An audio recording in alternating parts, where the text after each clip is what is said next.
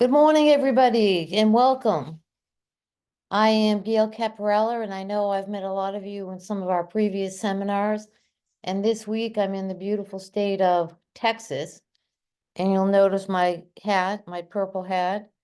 And this was given to me by a participant in class that is the owner of one of the most popular stores in Fort Worth, Texas, where all the cowboys go to buy their boots and their hats.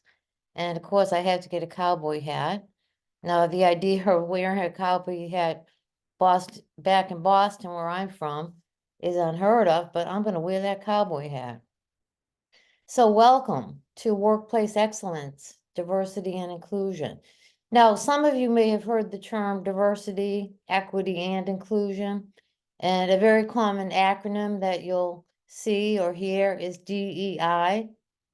So just think about the fact that we have the E for equity in there, diversity and inclusion. Each of you should have received your student guide, and what I always encourage folks to do, because studies always say that people retain about 10 to 20% of what they hear in a classroom or workshop. So what I'm going to ask you to do is minimize distractions. Teaching in a seminar room is always a little bit easier, but I know when we're remote, sometimes we have interruptions by children and dogs and neighbors, and that's okay too. But just make sure that you remember to mute your phone if there's any distractions, and then come on back to the class because we need your full participation. Now, open up your guide if you would, and just take a quick minute and look through the table of contents. And you'll notice that we have an introduction. We're going to talk about unconscious bias, which came up during a survey that we did. People wanted more on that particular topic. We'll talk about microaggressions, and that's a very, very interesting section. People have a lot to say about that. We'll be talking a little bit about your appendix. Now, not your appendix as in your body, because I'm not a certified medical doctor, but you'll notice that you have action planning. You have some learning definitions, and I encourage you to get comfortable using the language of diversity and inclusion. So take time aside outside of the classroom where you're free of distractions. Go through the workbook again, but please get very comfortable with those definitions. Now, for those of you that are in management or supervisors, or maybe you're leading a business unit or a small department, and you want to put together your own diversity statement, and maybe the company isn't really proactive enough for diversity, but you'd like to take it head on, there's an exercise under section 4 called Developing Your Diversity and Inclusion Strategy. If you're a senior manager, I recommend starting there, because without a strategy, it's hard for all of that commitment to trickle down to the folks that work every day so hard out in the organization.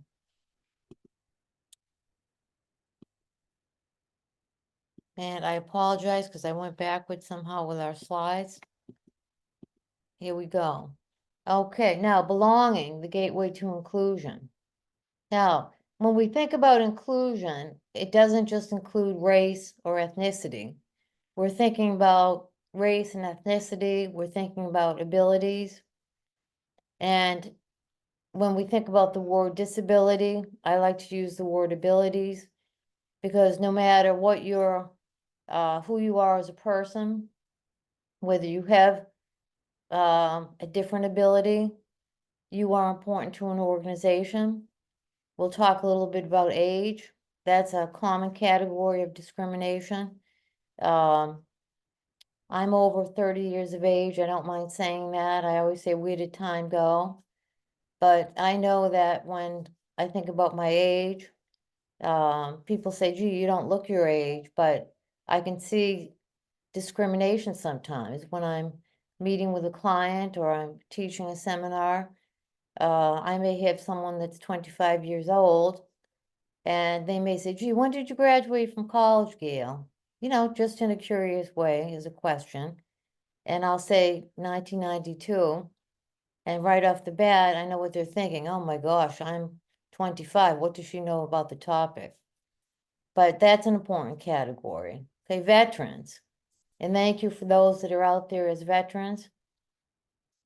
LGBTQ plus, and an estimated 3.5% of our population fall into that category.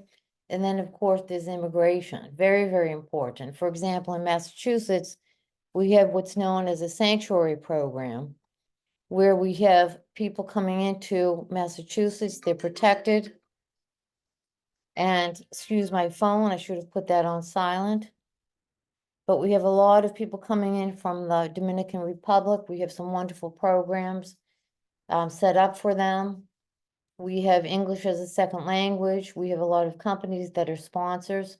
So that's very important to the state that I'm from. I live right outside of Boston, Massachusetts. Now, I'd like you to think about the following questions that you see on the screen. And in terms of a housekeeping item, please, and I should have mentioned this earlier, make sure that you have a pencil or a pen. Having a notebook or a pad of paper helps. I'd like you to think about the following 3 questions. Number 1, does your organization, or how does your organization celebrate differences? And you might just say, hey, it doesn't. Or you may say, hey, we have so many things going on. Let me list them. Now, as an employee, and especially if you fall into one of those 6 categories that we see on the right-hand side of our screen, do you feel safe if you make a mistake? Now, when we think about safety, we're thinking about things like, there's a question in my head, and it's saying, if I go to my manager and I point out a mistake I made, since I'm the only person here with the status as someone who is from another country where English is not my primary language, is he going to hold that against me? Because I'm really the only one where I'm trying so hard to learn English, and I don't feel safe bringing up issues with my manager. Now, does someone at work care about you as an ally, especially if you fall into those categories?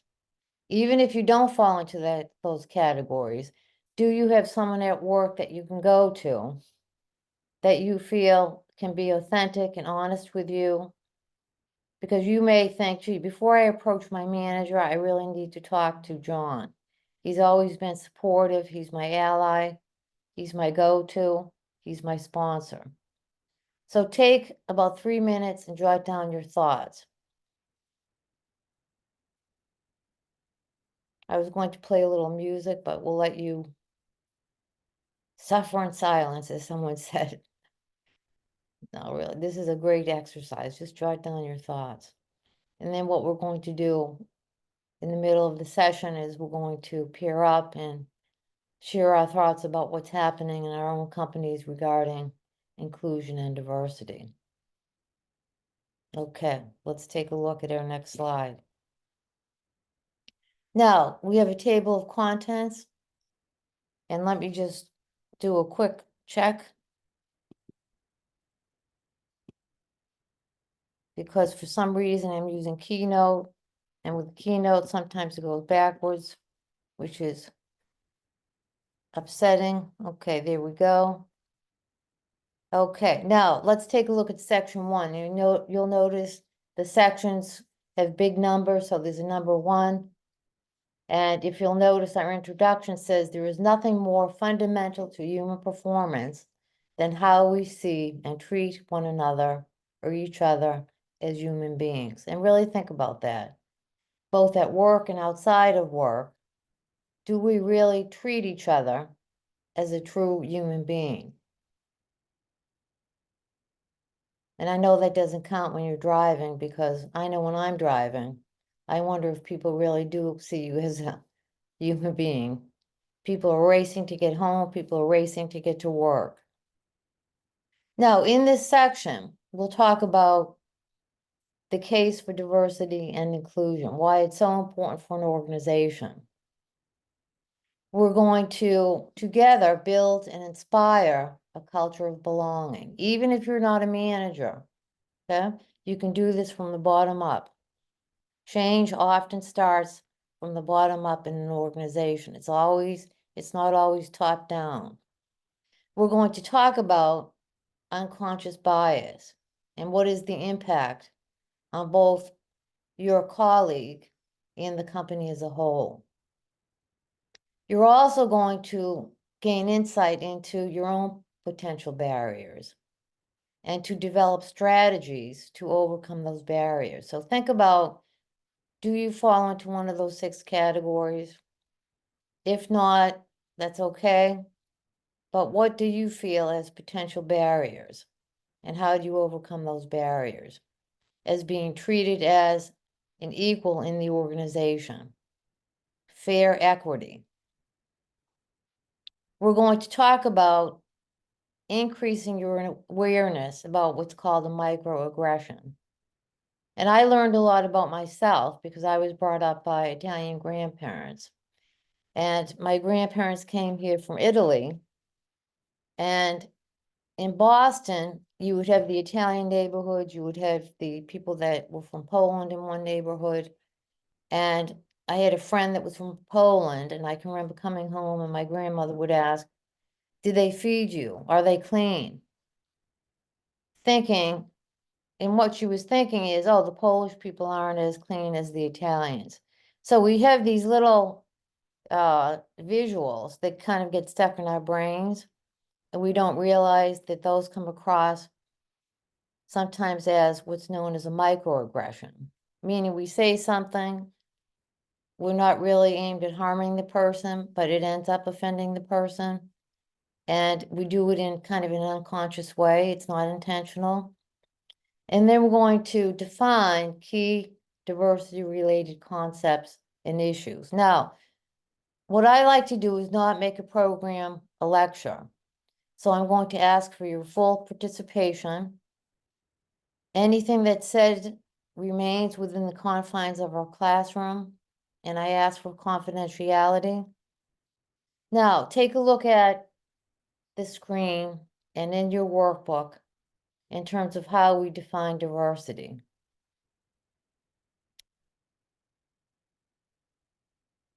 And diversity is a little bit different than inclusion, because when we think about diversity, we're talking about looking at the makeup of an organization. For example, when you apply for a position, oftentimes it will ask you voluntarily, do you fall into one of the categories? For example, male, female. A new category is, how do you identify yourself? He, she. Race, your experience, your ethnicity, your perspectives, your cognitive abilities. For example, in my recent corporate experience, we had a program with Best Buddies. And we would hire a best buddy, and that person had a job in the company. Again, they were not the CEO, but they had a job and they were wonderful contributors. Cognitively, obviously, they were different than someone that has a Series 7 because this was a financial organization. But again, there are many differences in terms of our cognitive differences. Now, what is inclusion? And this is very different. Excuse me. We're talking about a culture that is connecting people to collaborate, to be flexible, to be fair. It leverages diversity throughout the organization. And that means it's looking at different genders, different people that come from different backgrounds, different races, different experiences, different ethnicities, okay? Different cognitive abilities. And it's offering equity and fairness. And that's what inclusion is really all about. Now, inclusion also means, are people being treated fairly and respectfully? Fairly and respectfully. Do those individuals, and does every employee have equal access to opportunities and resources. Now, what I mean by opportunities would be things like job advancement, resources. For example, being invited to a meeting, being asked to attend a training program. That's an example of a resource. Even having a special type of computer is a resource. Can every employee contribute fully to the organization's success? Are they able to speak up and contribute fully? Okay? Or do some people feel marginalized? Meaning they feel that they're kind of pushed to the side. They're not asked to go to a class. Okay? The manager doesn't tend to come to them with a question. So inclusion is really connecting everyone in the organization. It's full collaboration and fairness. And that's where the word equity also comes in. Now, take a look in your workbook at behaviors and practices.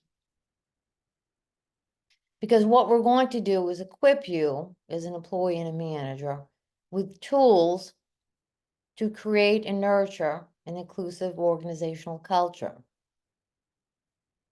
Cognition, courage, commitment, curiosity, cultures, and collaboration. Okay, and you're going to look back on that page in a couple of minutes because we're going to do an exercise. Now, I'd like you to think about your company. And if in our earlier slide, when I asked you, does your organization have a diversity and inclusion program? Meaning, is it even on the radar? Now, if you put no, think about your own department or think about your division. And looking at the behaviors for inclusion, behaviors and practices, okay, you can also look back at our definition for diversity and inclusion. Okay.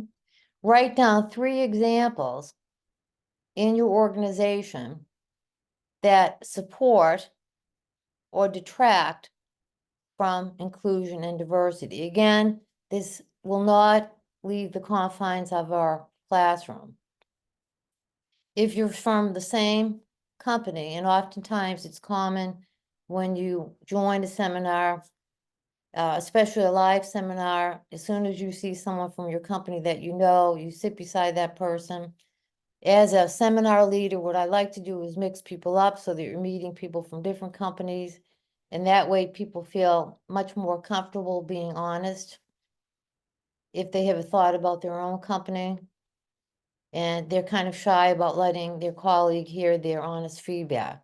So write down 3 examples that support or detract in your organization from true inclusion and diversity.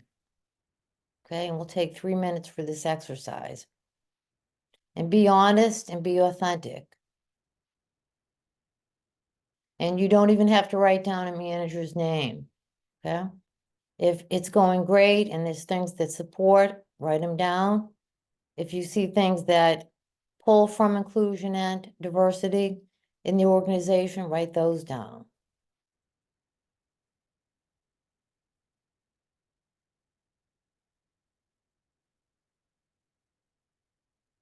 Okay.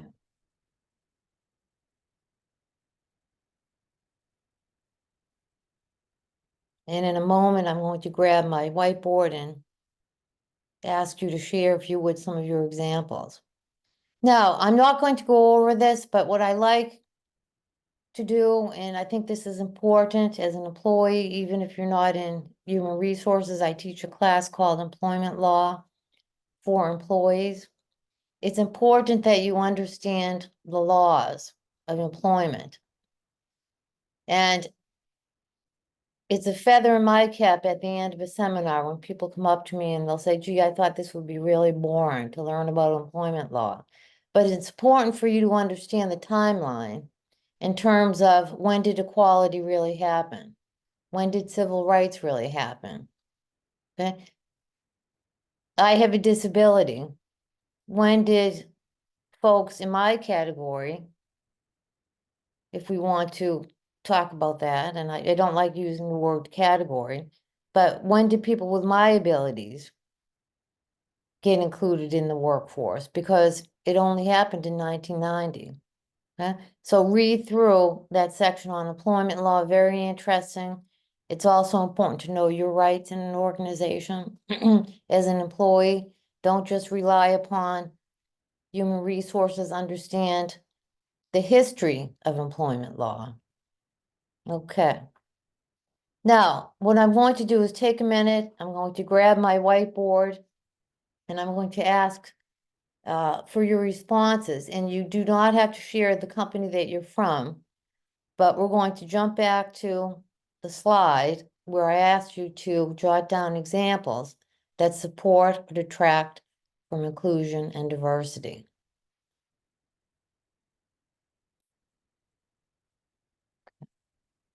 So let's take a minute, and if you need to use the restroom or grab another cup of coffee, we're going to be back. It's 10 o'clock at 10:05, promptly at 10:05. So I'm going to pause, grab that cup of coffee, unlock that child from their room, let the dog out, but please be back at 10:05.